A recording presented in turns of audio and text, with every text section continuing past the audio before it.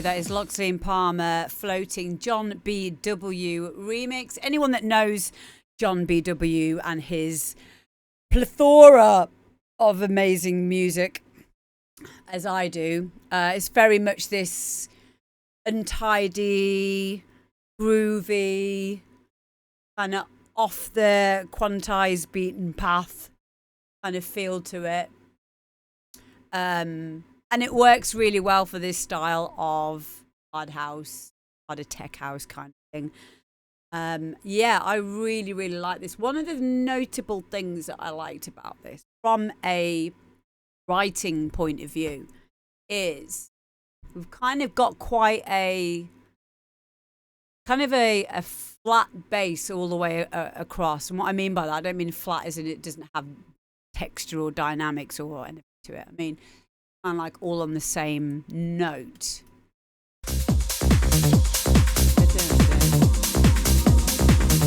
And then there's like a top bass that does a da da da dun dun dun, but the bottom one that's kind of going all the way through. Then, and you know, like with this kind of dance music, with most styles of dance music, you want something to either happen or go away every 8 bars. Definitely every 16, but usually every 8 bars, something will come in, go away. And what I like about this is a very, very simple change up. After this main breakdown, and not straight away. So 16 bars after the mid breakdown, we've then got this section where he changes up the bass progression, and what that allows is it allows for some kind of elevation and ear candy without having to add another thing, because around about the midpoint is when you want to keep the interest, and good music rewards listening. So if you keep adding new stuff, for example, you're just going to have more things in the track, and it's going to sound quite ADHD. It's going to be quite like, and now this, and now this. So sometimes it's better to use what you've already got in a clever way. So that could be going up an octave if it's a melody. It could be adding another layer, or indeed something like what is happening in this track. After having a flat bass for all the rest of the track, around 4 minutes in, we've got this new bass progression where it's a really nice. Let me just play it again.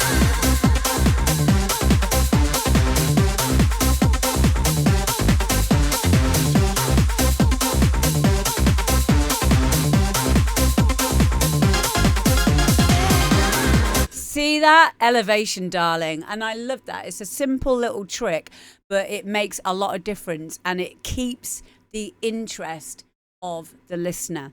So yeah. Clap!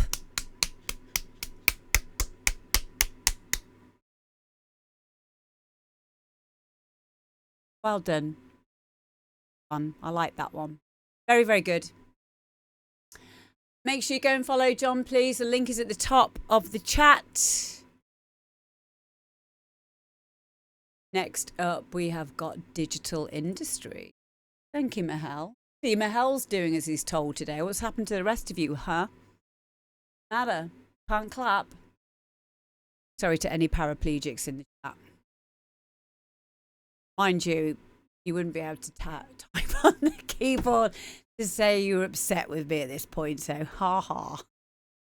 Sorry. Next up, we've got Digital Industries and Runaway together. I know, maybe I just want to get cancelled. Maybe all I want to play is like video games now and chase around after paedophiles. Oh dear. I'm just in a silly mood today. Okay, so digital. Here we go.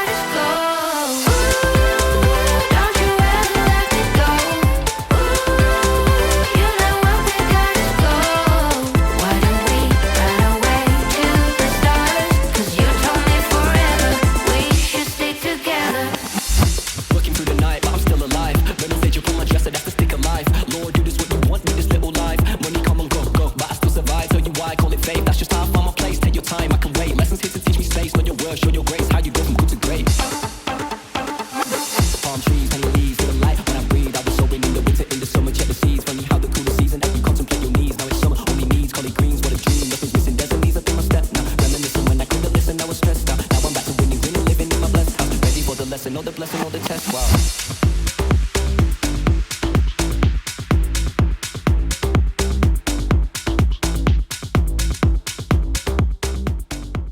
Here we go. Clap, clap, clap, clap, clap. Pats on back, etc. Danny. Listen, I love your stuff anyway. You are so good at certain, like, at different styles of music. Like, for example, for anyone that doesn't know Danny is Digital Industries in the chat. This is one of Danny's releases, right? He makes a lot of Makina, and I love Makina. And this is one of the... Look at the artwork on this as well. So cool. Look at this. And, like, it's just astounding to me, like, how great some of you guys who are regulars on this show and have been for years and years and years. This is the great thing about, you know, like how we're in an age now where anyone can be a DJ, anyone can make music. And I think that that is a positive thing more than it is a negative thing, because what it's done is it's allowed a lot of you guys who are extremely talented to make your own stuff, get it on a label, have vinyl releases like this, you know, do small runs of it, having it something tangible that you fucking made, and not having to be reliant on, you know, getting signed, having a manager. You know, you can self-release now. And I'm so happy for you guys in that respect. I think it's really, really good, because of you, so fucking talented, and you don't know it. You don't even know how good you are sometimes. And honestly, it's just amazing. And again, this track that you've done here, I bet you did this in like, I bet you fit. Let me have a guess. I reckon you made this tune in about 8 hours. 8 hours max. Tell me in the chat, how long did you take to do this? Makes me sick, man. Honestly, I mean, I've the quickest I've done a track in probably 10 hours, and it was one that I was happy with, like, which is a big thing for me. But I would love to know how long that took you, Danny.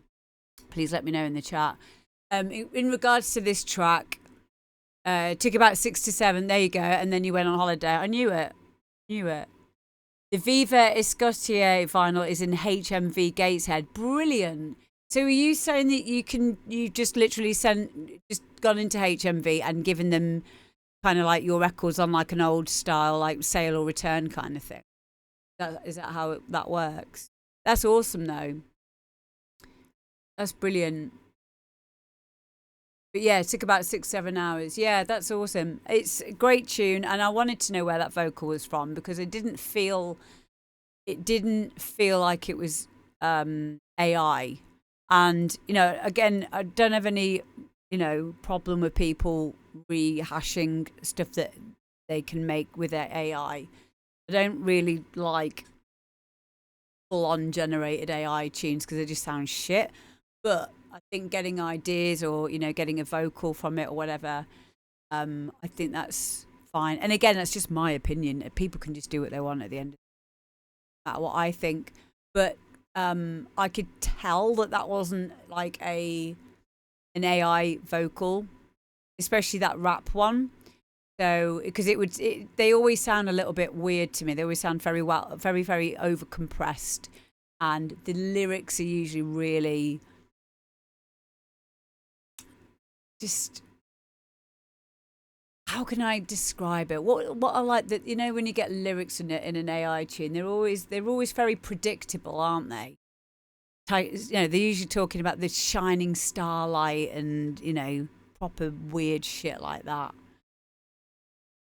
Yeah, this wasn't any of that. Sonically, really, really nice.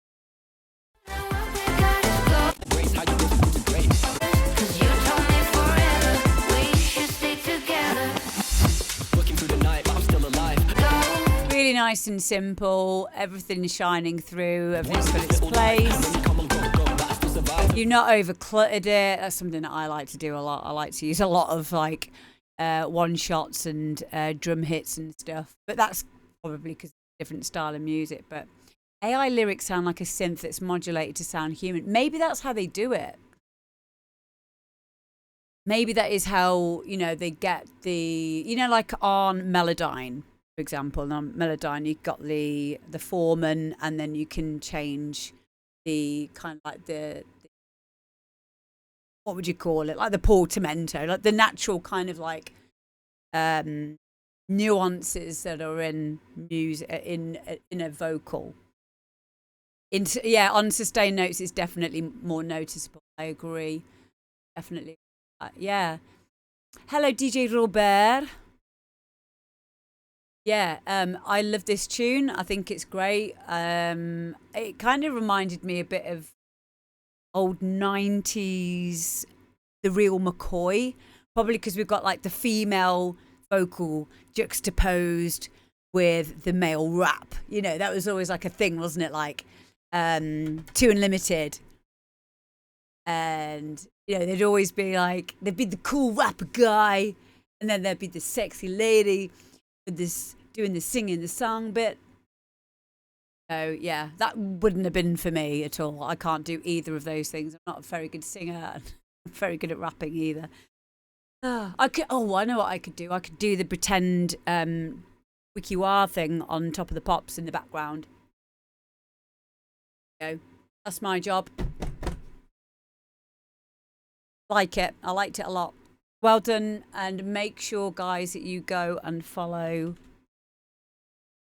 Did I put your thingy up here? Hang on. There it is. Go and follow Digital Industry. I can't say digital. Digital. It's really hard, isn't it? Digital. Oh dear. I suppose what makes real music human is not the perfection, but the imperfections. Absolutely, honey. Say squirrel. I can say squirrel. The other thing that I didn't realise until, do you remember a couple of years ago? Richie will remember this. I thought the word for the bones in your body was skeleton, like with a G in it. Skellington. And then I said it, and people were like, what? Skellington. Not Skellington, apparently. It's skeleton. But yeah, I still say Skellington.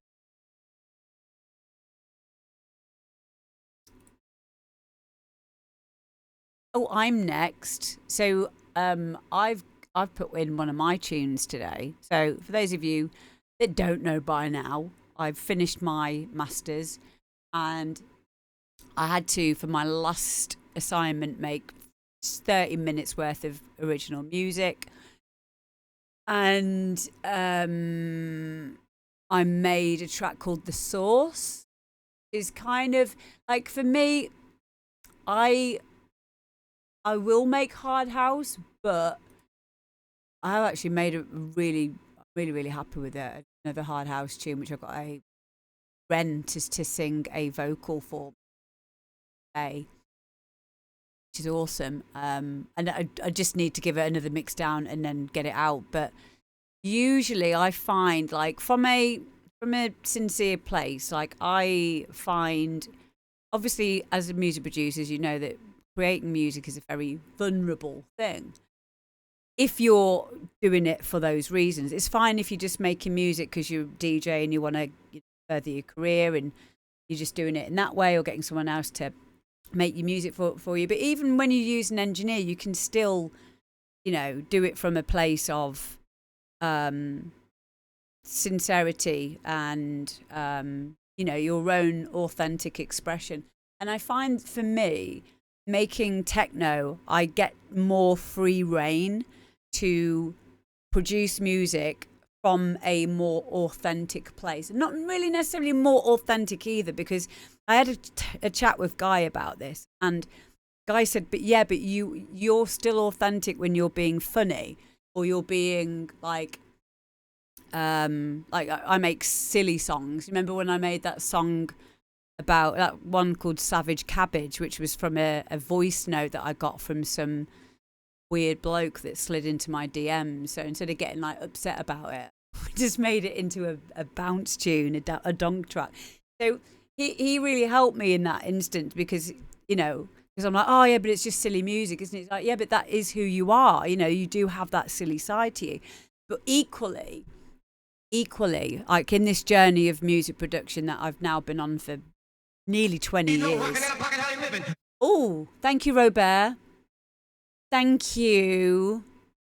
Even like after, just don't tell if I'll have to play it again at some point. This other part of me, and I don't know if this will resonate with anyone else, but I have this other deeper aspect of what I want to express in my music, but without vocals, just by, you know, progression, by, you know, the synthesis, making music, making sounds from scratch, and finding different ways to add expression to a track in a way that doesn't need words. I think that that's it's something that I find challenging, but I also find it the most rewarding type of music to make. So there.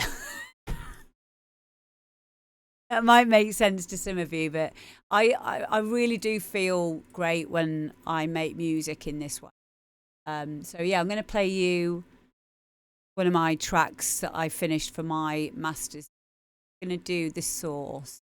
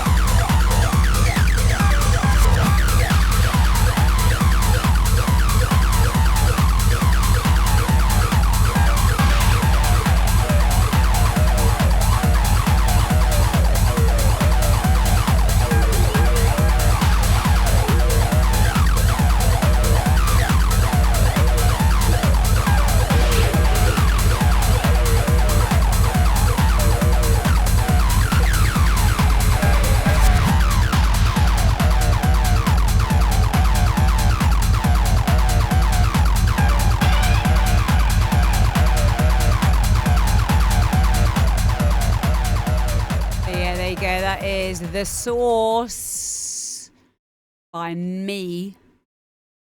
Yeah, so it actually got started. This track got started a couple of years ago, but it was just a loop.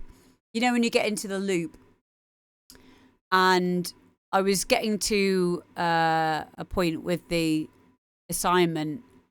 I was like, shit, do I start stuff from scratch, or do I look through stuff that I have so many half-finished projects?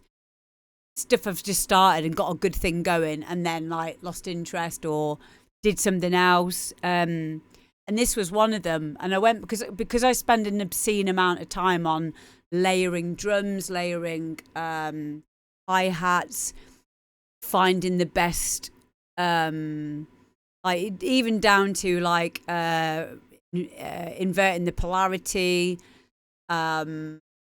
pitching up and down, adding spike, just volume control. I love it. Like, it's not like I do it because it takes me that long. I like taking that much time. I like slotting them in and getting them all to work really well with each other.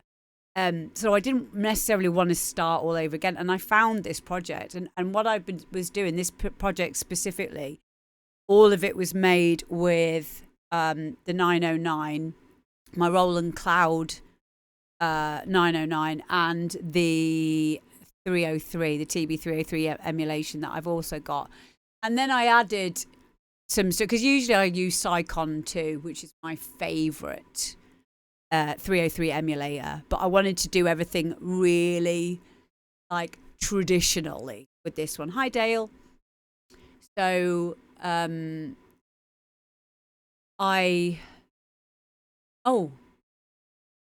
you, Warrior Mama. That's so kind of you. Thank you. So yeah, basically I just wanted to do something that was really oh my God. Sorry. Warrior Mama, thank you so much for £20. I will have a drink on you for that. That is so nice. And thank you as well to Ron. Wow, thank you. Thank you for sending me a Ko-fi, because that obviously goes straight into my account. There's no fees and stuff from Twitch get taken out. So wow, thank you. Thank you very much, darling. Let's have a shout out to Warrior Mama. What a legend. And hello to Renee. You sweetheart. Wow, thank you. So that was the thought process around this tune. Was doing things very traditionally. I also, with this, I know Bosky said about the effects and stuff. I like using or reusing, like in this I was using guitar licks. So one of my friends, Les from Lab 4, was like, he'll have some guitar samples. And he sent me a load of guitar samples. But instead of just using them as they are, and this is a good tip for anyone that's looking for like textures and spatial things, stuff to like kind of fill up areas of your track, using something like a comb filter, automating a comb filter with a dub delay will give you these really cool sweeping effects like you'd probably get in your Dave Parkinson's sample packs in the effects section, or you get something similar. But sometimes it's nice to make your own, or indeed repurpose ones that are already there but make them really different sounding. Another thing I like to do when making effect sounds for the background or textures is to use convolution reverb. So I'll use like a blur, like a pink blur or a white blur, white noise blur or a pink noise blur, and just like have it completely wet and have that as like a really like, it sounds quite etherical, and you can change like the EQ curve on it.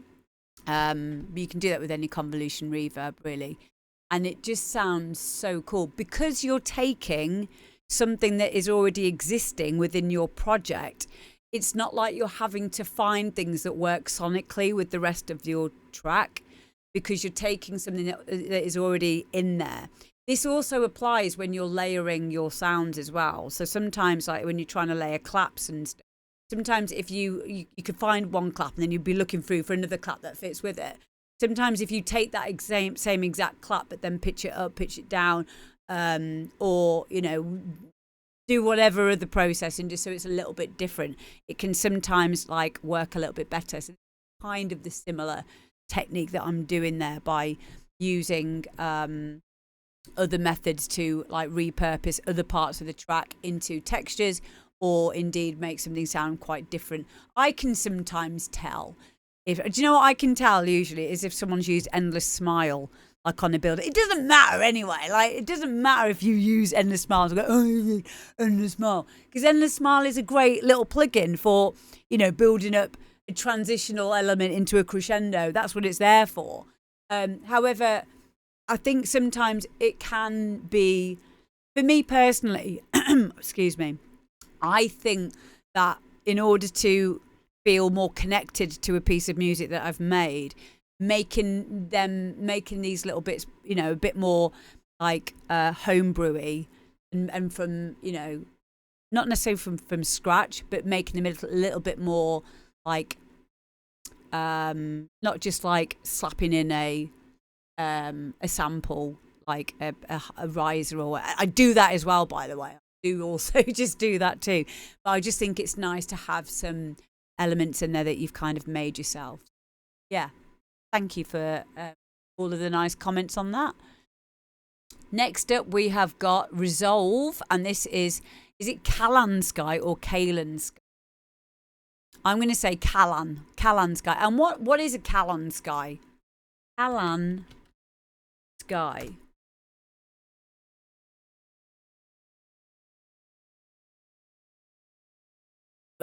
Excuse me.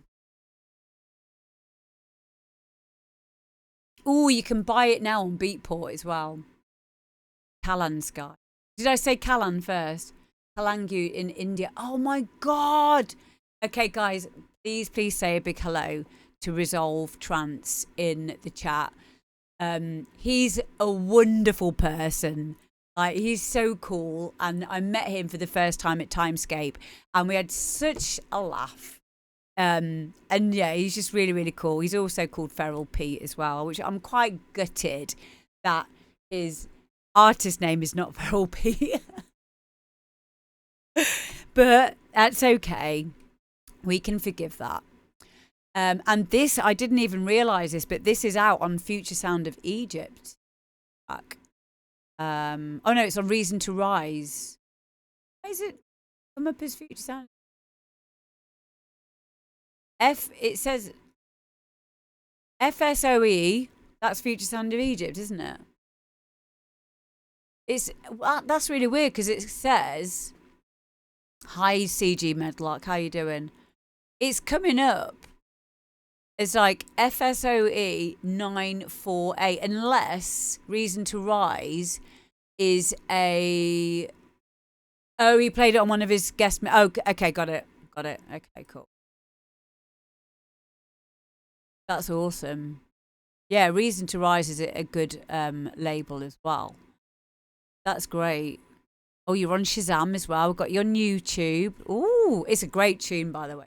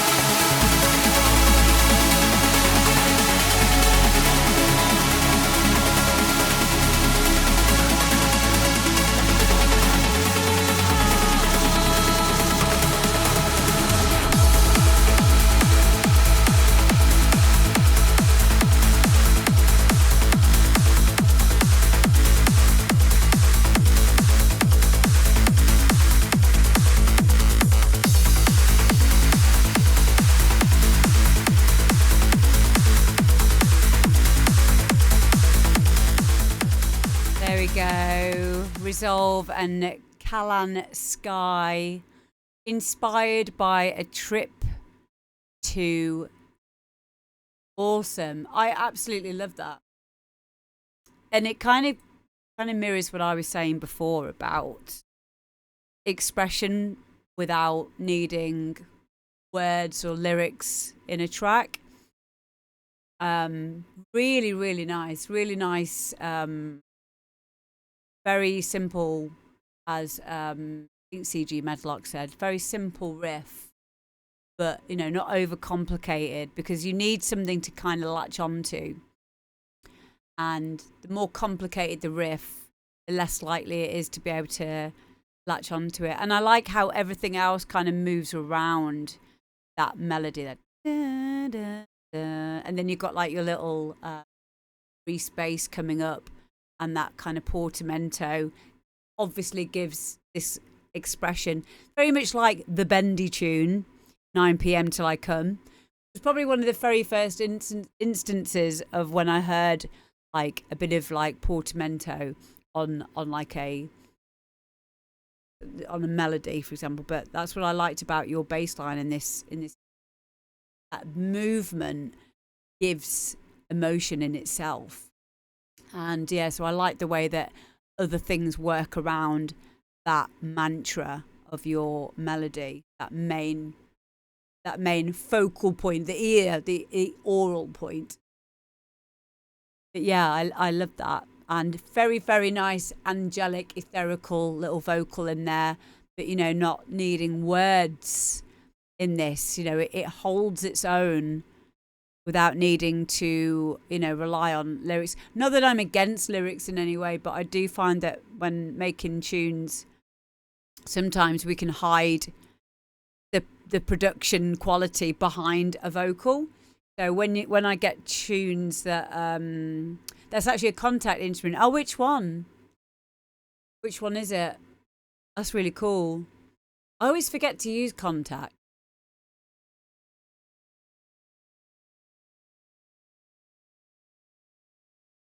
Yeah, I've used like a chorus at zero G.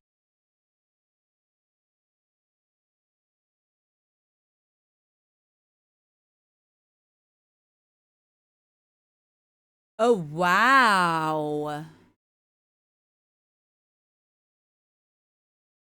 Okay. Oh, that's cool. So it's powerful cinematic vocal and electronic music production library for native, produced by Stefano, featuring the vocals of Clarice Soras, inspired by cyberpunk and sci-fi soundtracks. It functions as an all-in-one electro-cinematic toolkit. I love that. Yeah, I'm gonna have a look at this. I really do like contact instruments. Obviously, that the Alicia Keys is really good. Eastern something or other. I can't remember now. I don't think I've installed it yet on my new computer, but I would use it for like certain like cinematic sounds, and like I think I've used it in one of my tracks for my masters. Good for like anything cinematic, orchestral, that kind of thing. But yeah, awesome. Absolutely love this track, and I love you as well. I think you're an amazing person, and I'm so glad that I met you at Timescape. And please keep making music. I think I've got about four or five tunes that you sent me, and they're all amazing. And this is what I mean, like, so much talent out there. So much talent out there, and it's always inspiring to me to have this music on the show for myself, and I know it's helped a lot of you guys as well. Like, we've got so many people signed to labels. We've got one guy, Mark Ross, who's such a great producer, actually producing again after nearly convincing himself that he was not very good at producing. He had a crisis of confidence, and we pulled him out of it. So yeah, that's why I'm really, really happy to do this show and support you guys. So yeah, Well done, Feral P. We love you. Yay! Woo! Do you remember when we had that bloke, what was he called? Jeffrey. Richie will remember. A few of you guys will remember. Jeffrey was pretending that he made music by like ripping old school electro remixes from around 2006 and then passing them off as his own. And he got away with it for like a week or two. And then I was like, because you know when you can tell with people's production, like they're going to sound quite similar, you know, mixed down wise, perhaps mastering wise. These were all like varying like volumes and sounded really, really different. And then he got really arsey when we found out that he was like lying, because we found out live on the stream. Because someone else I know, Mike, he was like, no, this isn't his remix. This is like a David Guetta remix from 2006. We're like, what? We looked it up on the show while I'm streaming, and then he got really arsey with me afterwards. He's like, I'm going to come back under different names and I'm going to pretend again and again and again, and you'll never stop me. I'm like, get a fucking hobby, mate. It's mental, isn't it? Like, certain people, like, and this actually happens, you know. I can't remember the actual. Yeah, it's no, but this wasn't even it wasn't even a bootleg, babes. This was literally he'd ripped it from YouTube and then just changed the file name. And this isn't even the only instance. I can't remember all of the details of it, but and I'm sure this has happened to a few people where they've made a track and then they've sent it to a record label, and or they've put it up on SoundCloud, which you must be careful with, guys, if you're putting your unsigned stuff out on SoundCloud. Make sure you put a watermark in it, or you know, clip it either side or whatever. But it got like someone else picked it up, or even tracks that have been released, and then they just download it and then they just put their own name on it and then send it off, and then it gets like re-released somewhere else. It's really weird. Yeah, exactly. He would have got away with it if it wasn't for us. But what a fucking waste of time, man. What do you do with that? It's crazy. Yeah, so Roadrunner has already bought this tune. So yeah, that just goes to show how good it is. And yeah, thank you so much for sending it in, mate, or sending it to me. And please, please, please, you need to send your music in for demo drop. So yeah, thank you. Next up is Sam G. Yeah, Katie, with this other guy, it wasn't his own track. This was Resolve's track. Let me just get that. Resolve is who he says he is. But this other guy, Jeffrey, was...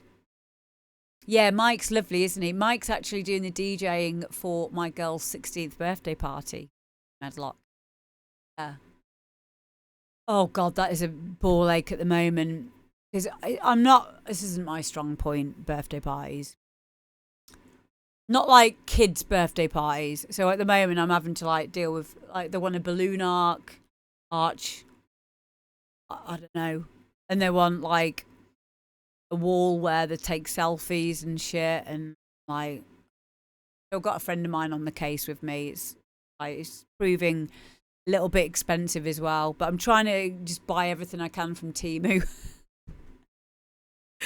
So we're gonna get like a little wall and then like put glitter wallpaper on it and lighting. It's not been too bad. I have pulled in a few favours from friends who, one of them's got a rig, like a Function One rig. So we're taking a Function One rig and all of the lights and shit into Thornhurst Manor, where we're going to be doing their 60th birthday. Loud. It's going to be overkill, but I want that. I want them to just be like, all these kids be like, whoa! Yeah, they'll be 16 in just over a month. It's crazy. Crazy how quickly they grow up. So I don't want them to leave home though, rather than stay here. One of them's being a little shit at the moment. Oh, she did my head. She wanted me, okay, you guys tell me if this has been a bad parent. She wanted me to take her, what time is it? It was about 6 p.m, maybe 7 p.m. It was late. They're only allowed to stay out till like 9. And then at the most 10 at the moment because it's still light, but I don't like him staying out long. She wanted me to take her down the road. And like it was like half a mile. I'm like, no, I'm tired. I've been teaching. I'm just going to go and chill out now. I wanted to go and chill out with Guy and sit down for a bit before going to bed. And she had a proper go at me for that. And then she's like, well, can you give me some money for an Uber? I'm like, no, like go and fucking walk. Like walk to, if you want to go see your friends, go and walk. And then she sent me a message. She said, I've had enough of your bullshit.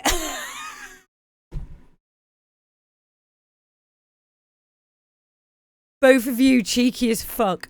I tried being okay with you, but you want to sit at home and do fuck all after you've just worked, but you can't drive 5 minutes. And then I told her to apologise to Guy because she was rude to him. She said, fuck you to Guy as he opened the door. So she apologised to him. She didn't apologise to me. And then she's, because what I do now, because it's very difficult to ground a child, especially in summer holiday. And also, I don't want you in my house if you're going to be like that. You know, I want to protect my peace as well. I'd just rather you go away for a bit. Get it out of your system, come home in a better mood. So my way of getting around this now, hi Phil, hello Mark, is to turn off the data on their phone because I run their contracts. They hate that. You know, you could ground them all you want, but you take away their access to the internet. I mean, I would hate that. I would hate not having any access to the internet. So, you know, for them, it's even worse. So I said, I've apologised to Guy. Can you put my data back on? I went, absolutely not. Not how you've spoken to me. The entitlement with you is off the scale. Do not talk to me and do not bother me. I'm going back to sleep now. Very upset with your attitude. So best mum voice there. And she said, I said, sorry, bro. I do not get your problem.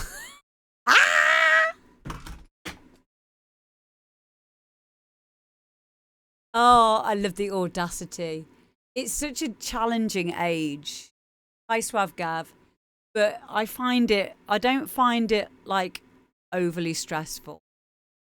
I find it really interesting because I remember what it was like at that age. I'm very much in touch with my inner child, and we do talk things out as a family in this house. I don't like shouting. I don't think it helps things. I think the girls would probably prefer it if I was a shouty parent, but I prefer to sit them down and discuss things and talk about, you know, what they've done, and they fucking hate that. They'd much prefer me to just like probably smack the shit out of them than actually talk out their feelings with them and how their actions can make others feel, because they don't like having to think about things. But yeah, it's just a really interesting thing being a parent to teenage girls. Yeah, it's their birthday party in 6 weeks' time. The other thing, yeah, it's the accountability, exactly. But yeah, I wasn't brought up that way. I had a very very abusive stepdad, and it was kind of, that was the thing though, wasn't it, in the 80s and 90s? Kids should be seen and not heard. And I kind of know that never helped with me. And there's a line between like fear of someone and respect. And I think it is, isn't it, Richie? I think it's lazy parenting as well. I think it's lazy parenting just to, you know, try and shut your kids up by shouting at them or losing your rag or hitting them. And I'm not condoning or I'm not like criticizing any parents, because I know how hard it is. I know it's difficult. I know a lot of you guys are so stressed out with work and other things, and I understand it's a very, very difficult thing to bring up children. No shade on anyone whatsoever. For me, having it having it overdone to me as a child, I'd be able to articulate my feelings and to get them to be able to sift through their emotions and, understand like what their actions were, and accountability and being responsible. Yeah, it's an honor to be a parent. It is very, very challenging, but I think as long as your head's in the game, and you're dealing with it okay, it doesn't get too stressful. So yeah, shout out to all the parents out there doing their best. And again, it's a really great thing to have something like music production or DJing, anything creative that you can do, just to kind of get off your get off your phone, get out of the constant barrage of information and stuff that's going on in the world that can become very depressing. It can give you a very, very warped view, distorted view of the world and the world's problems. Not a normal thing to be aware of anything other than local news.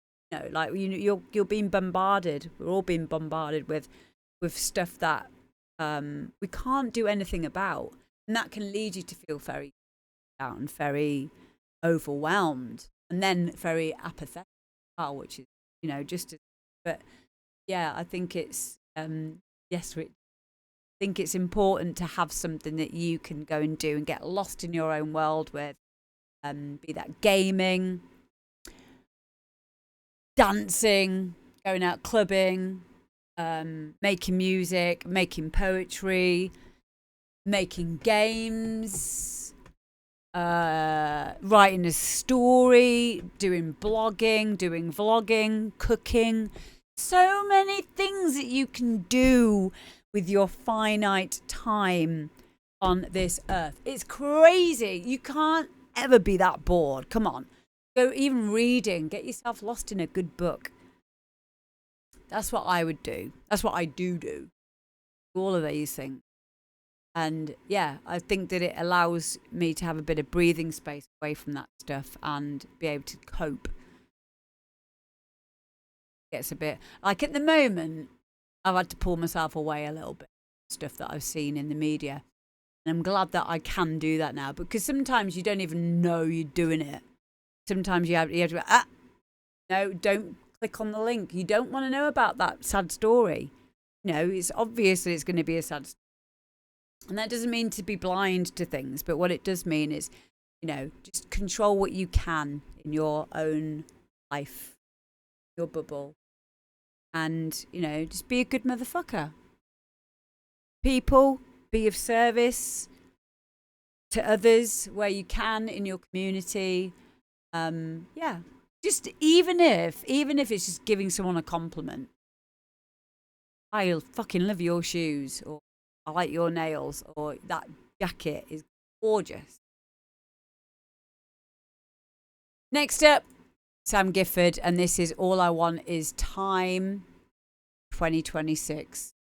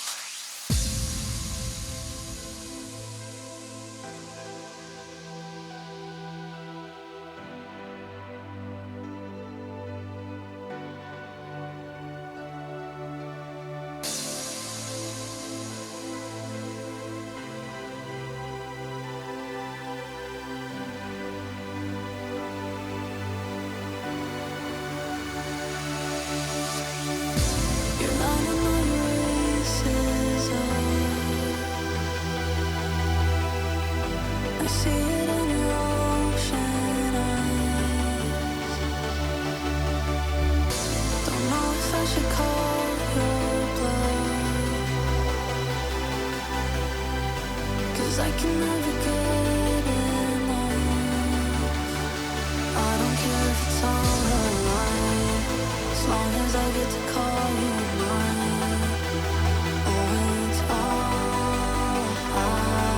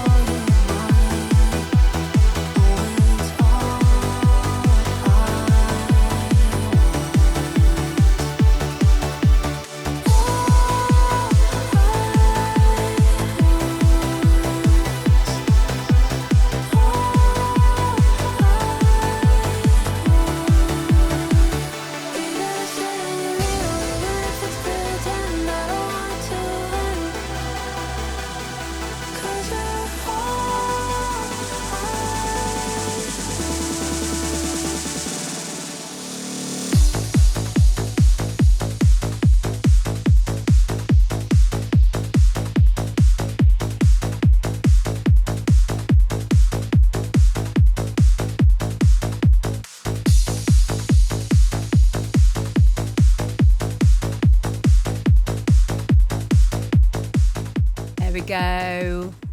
Clap, clap, clap, pats on backs for Sam Gifford. I really like this tune. I really like the vocal. You sent me 2 versions of it, and this was a version that I really liked.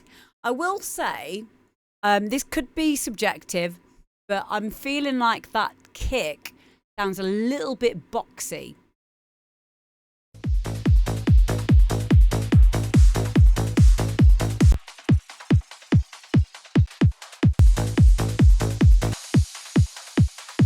Have you got like a high pass filter on the first bit? And then you're bringing it down.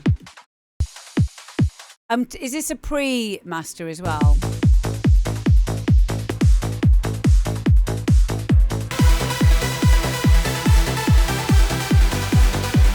Oh, okay, you shortened it.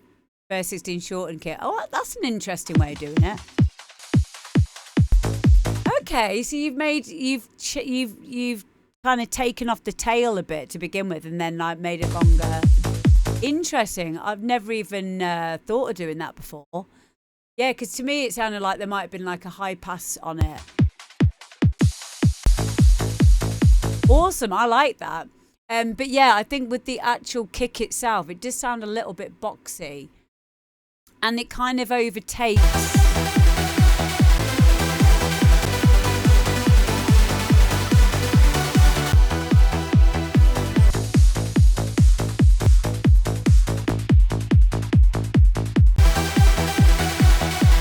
I just want a little bit of more click on it. I think that's all that I'm if it was me,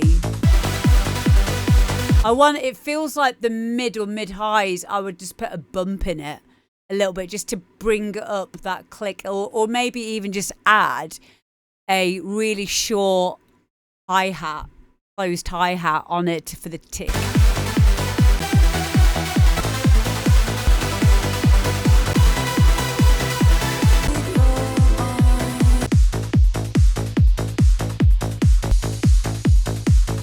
Yeah, it's more about the boxiness. It does feel a little bit boxy. It could just be me. Yeah, maybe give that a little go. Hello, Trance Vinyl Sessions. How you doing?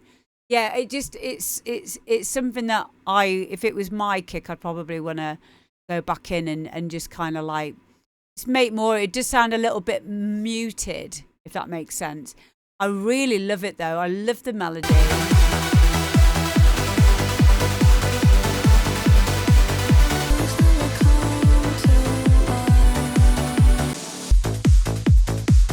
Again, all of the rest of your sounds are so clean. The arrangement is great. It's so uplifting here in the break.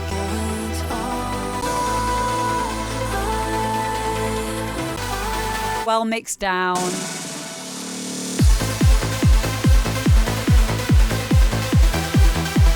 Really, really nice. I would love to hear this with that kick just sorted out a little bit. It's so nice. Great movement. Yeah, you should be really proud of this, mate. Thank you for sending it in. And make sure you go and follow Sam Gifford, because he's awesome and he's my friend. Next up, we've got Antimatt and Channie C, and this is a track called Terrordactyl.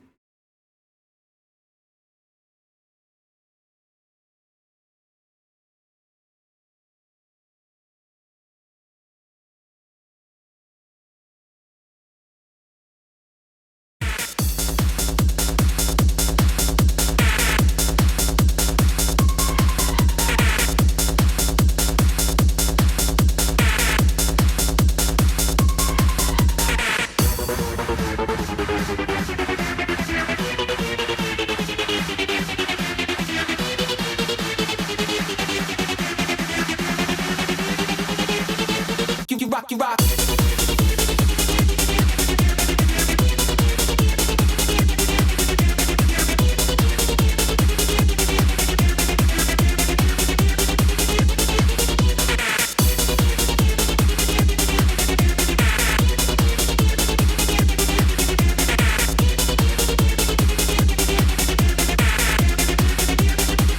rockin' with, you rock, you rock.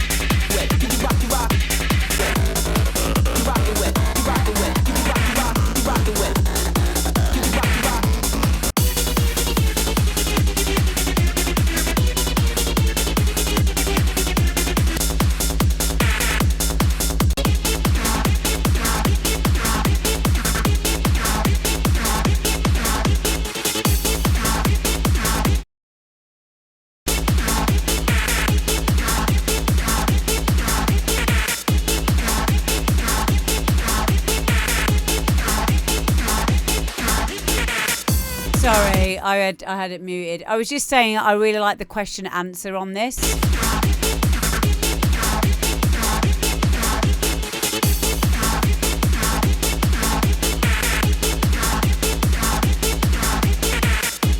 Really good way for this style of music for hard house to.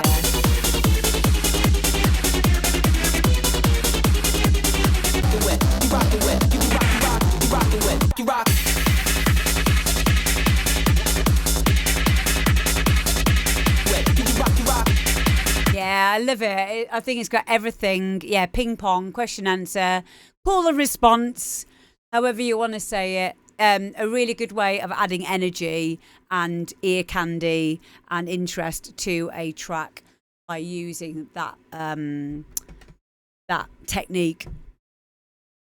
Different patterns as well. And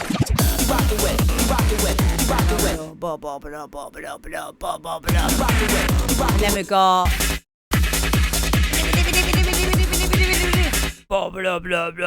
and then like it's everything that you would want from a hard house tune.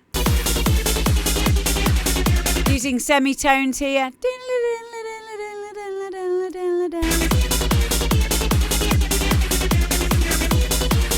Another good trick as well. Yeah, love it. Very, very expressive. Everything that you'd want, as I said, in a hard house tune. Clap, clap, clap. Next up, Zander Club, a good friend of mine, and PureUltra featuring Jemma Stevenson, and this is Power Hour.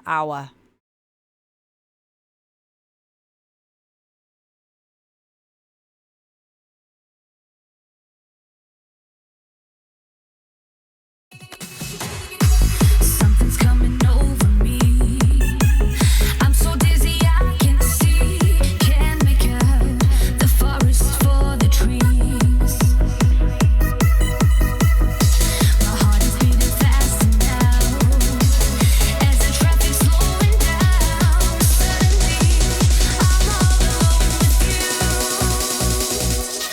It's so good, baby, when you're at the wheel. I can't believe the way I feel. It's such a rush just being with you. It's such a rush just being with you. It's such a rush just being with you. It's such a rush just being with you. It's such a rush just being with you. You got me in the rush hour, baby, when you're at the wheel. I can't believe the way I feel. It's such a rush just being with you. Driving in the rush hour. Take me to the rush hour.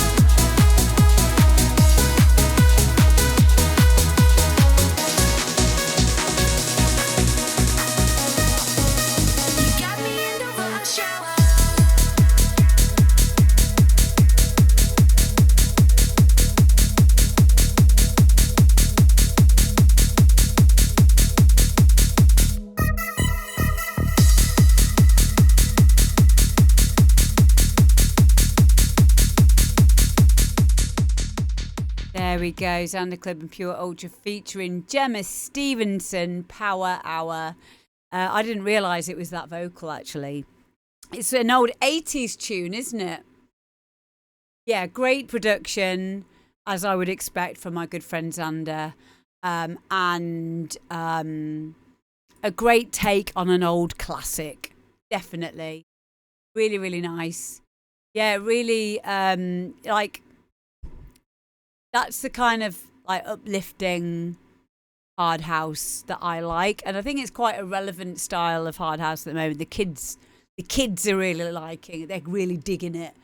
You know, I like the fact that fun hard house is back. I love my, like, nail stuff as well, don't get me wrong, but I also love the fact that, yes, exactly, CG Medlock says, fun tune, doesn't take itself too seriously. And it's a great track, you know, it's a bop. I would definitely bop to this at a festival, at a nightclub, tap along to the beat if I heard it on the radio. A bit like Clubland stuff, definitely. It's also got that kind of, almost got that trancey element to it as well, with the little melody lines in the background there as well, like the commercial trance stuff from the 90s. But everything, and of course the offbeat bass line. Yeah, I loved it. Thank you so much for sending that in, Zander Club. Love you. And now we've got Delicious and Random But Raw. And this is Purple Rave.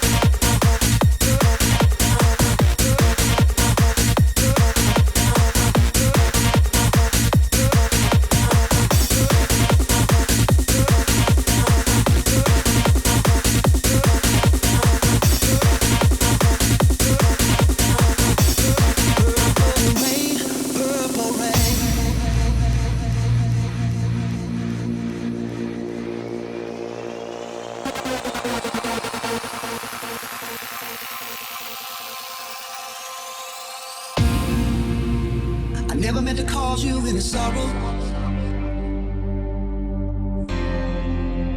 I never meant to cause you any pain. I only wanted one time to see you laughing.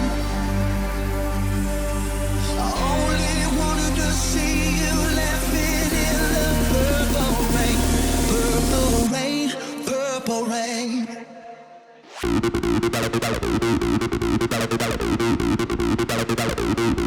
Purple rain.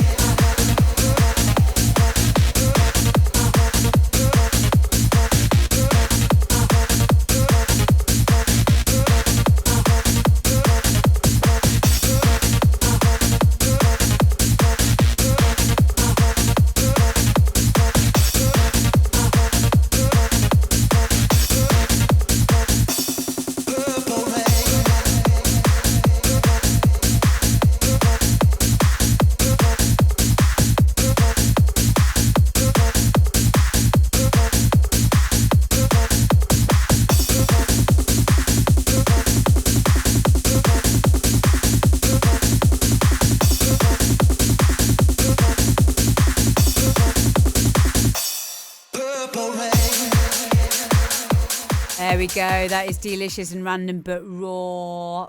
Raw. Random But Raw is one of my favourite hard house producers. I've made tunes with him as well.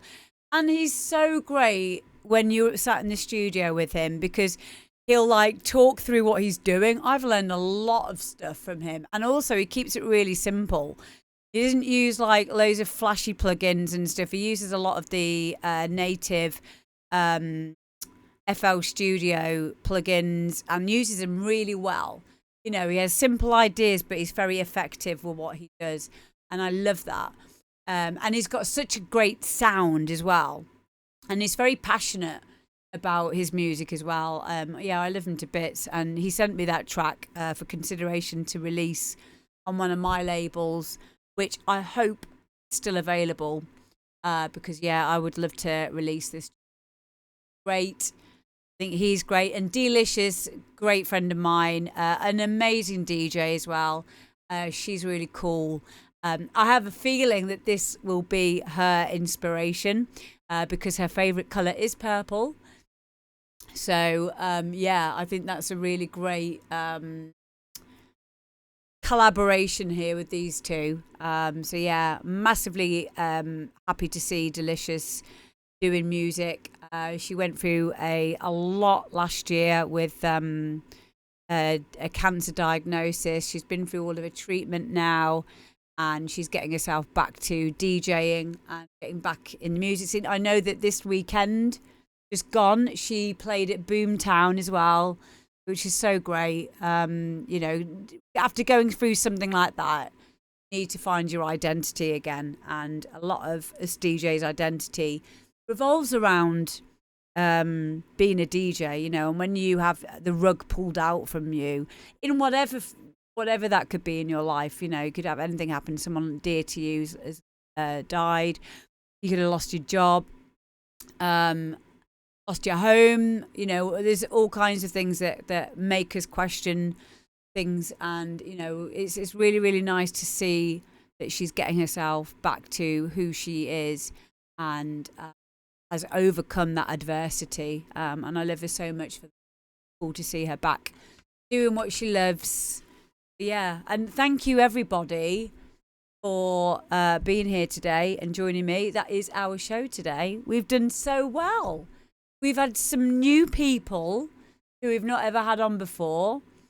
And, yeah, we've had a few people who we usually have on as well, which is great to see you guys doing your thing still as well. So please make sure if you are a music tracks and to all the details that you can see on the screen. I will be back again, not next week, but the week after. Live you, DJ Digi. So yeah, I'm glad to be back again, and it's great to be doing this show again.